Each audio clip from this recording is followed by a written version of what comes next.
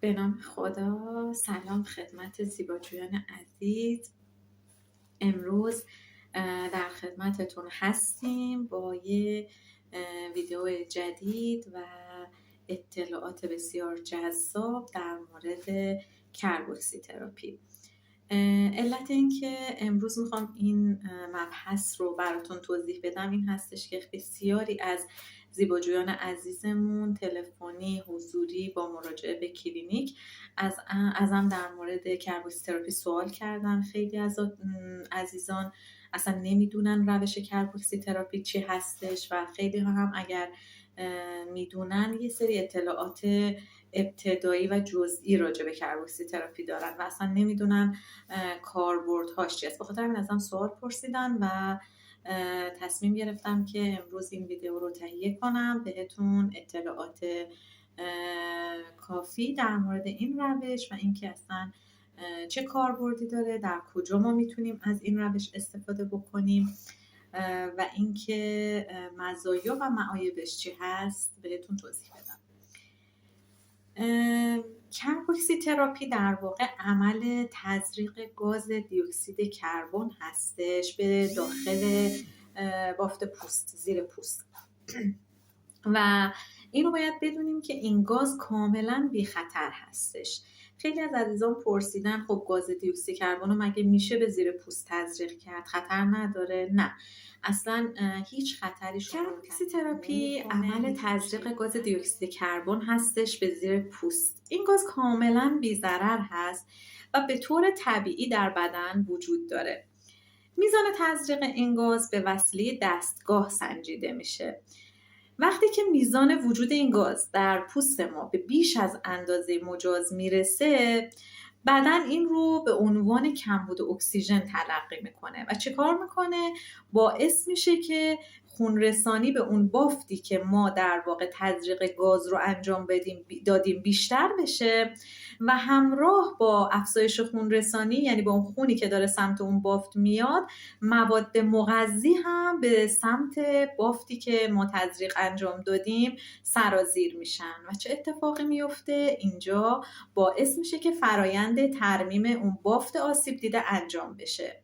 این در واقع کل پروسیجری هستش که در کربوکسی تراپی رو که اصلا کربوکسی تراپی رو برای چه قسمت‌هایی از بدن میتونیم استفاده کنیم و اینکه اصلا چه کاربردی داره.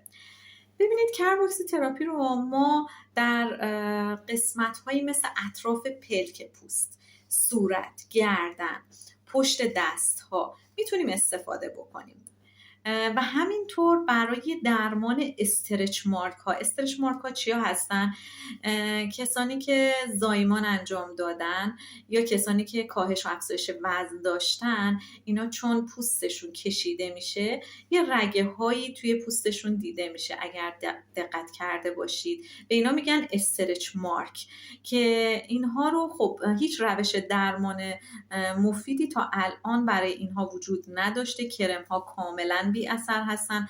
حتی یه سری کرم هایی برای پیشگیری از این استرچ مارک ها میدن، داروخونه ها خیلی تجویز میکنن ولی واقعا تأثیری نداره. یعنی 90% بیمارا از این کرم ها هیچ نتیجه‌ای ندیدن جز اینکه هزینه های گزافی رو بابت خرید این کرم ها صرف میکنن، ولی در نهایت هم نه تنها پیشگیری نمیشه، درمان هم نمیشه.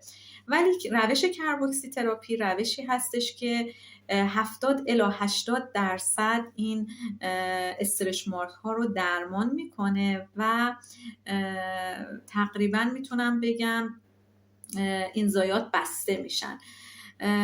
و اینکه حالا به جز استرچ مارک، این کبودی‌ها یا تیرگی‌های زیر چشم که هست، اینها رو هم ما با کربوکسی تراپی میتونیم درمان بکنیم و روش‌های دیگه مثل تزریق فیلر هم اینکه هزینه خیلی زیادی داره و خیلی موارد اگر درست تزریق نشه باعث میشه که یه سری عوارض جبران ناپذیری رو برای چشم ایجاد کنه. ولی در روش کربوکسی تراپی نه تنها عوارضی نداره، هزینه‌ش هم کم هستش و اینکه خیلی خیلی تأثیر بسزایی در کاهش تیرگی ها و کبودی های زیر پلک داره.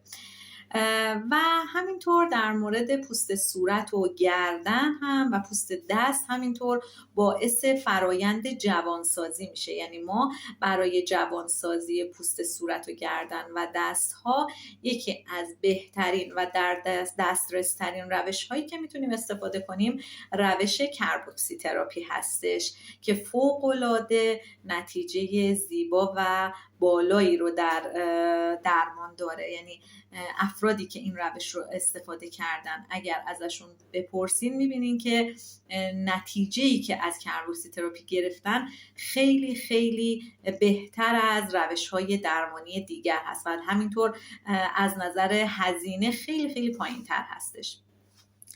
روش دیگه‌ای که در واقع کاربرد دیگه‌ای که کربوکسی تراپی داره برای درمان بیماری پسوریازیس هست.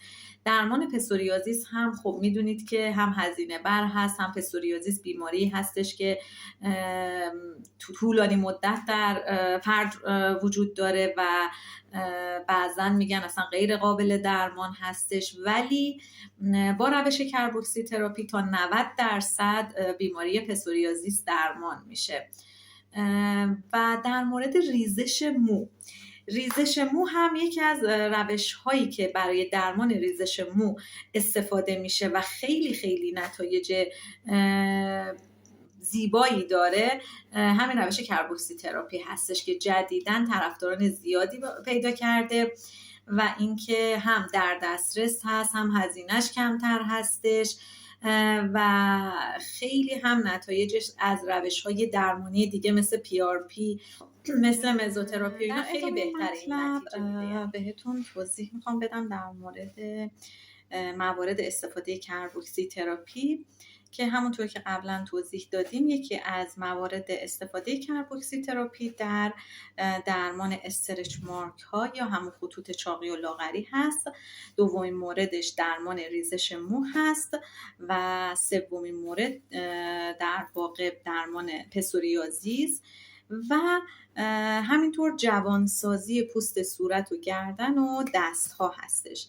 از موارد دیگری که در واقع از کربوکسی تراپی برای اینها استفاده میشه زخم‌های پوستیه. برای درمان زخم‌های پوستی میتونیم از روش کربوکسی تراپی استفاده بکنیم. همینطور برای کاهش موضعی چربی بدون لیپوساکشن یا حالا با لیپوساکشن، قبل از لیپوساکشن هم ما یه چند جلسه‌ای میتونیم از کربوکسی تراپی استفاده کنیم برای در واقع کاهش موضعی چربی. و دیگه کاربردهای دیگه‌ای که کربوکسی تراپی داره درمان جای جوش هست. ما برای درمان اسکار آکنه یا همون جای جوش هم میتونیم از روش کربوکسی تراپی استفاده بکنیم. درمان چین و چروک‌های سطحی رو کربوکسی تراپی خیلی خوب جواب میده براش و همینطور اسکارهای هایپرتروفیک یعنی جای زخم‌هایی که تیره شدن اونها رو هم ما میتونیم تا حدود 80 الی 90% با کربوکسی تراپی درمان. یه نکته‌ای که اینجا خیلی مهمه و خیلیاتون ازم پرسیدین اینه که خب الان کربوکسی تراپی چطور اثر میکنه؟ خب ما اول بحثمون گفتیم که کربوکسی تراپی یعنی تزریق گاز دی اکسید کربن، یعنی گاز رو که ما تزریق میکنیم باعث میشه که توی اون منطقه در واقع وقتی حجم گاز دی اکسید کربن بیشتر بشه، بیش از حد لازم بشه، سلول ها در واقع هشدار میدن که اکسیژن رسانی توی این منطقه کم شده، پس اکسیژن رو در واقع میطلبه.